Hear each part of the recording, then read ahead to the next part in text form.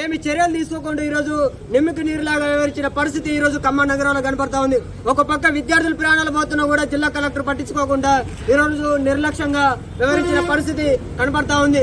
అధిక ఫీజులు వసూలు చేస్తున్నా కూడా ఫీజుల నియంత్రణ చట్టం తీసుకురావాలని చెప్పి మేము ఈ సందర్భంగా ప్రభుత్వాన్ని డిమాండ్ చేస్తా ఉన్నాం. ఆయన కూడా ప్రభుత్వ అసెంబ్లీలో కూడా ఏమీ పట్టించుకోకుండా ఈ రోజు విద్యా వ్యవస్థను మొత్తం కూడా బస్టి పెట్టించిన పరిస్థితి ఈ రోజు కనపడతా ఉంది. ప్రభుత్వం కూడా ఈ రోజు మొత్తం కూడా ప్రైవేటు కార్పొరేట్ విద్యా సంస్థలకే కొమ్ము కాసిన పరిస్థితి ఈరోజు తెలంగాణ రాష్ట్రంలో కనపడతా ఉంది.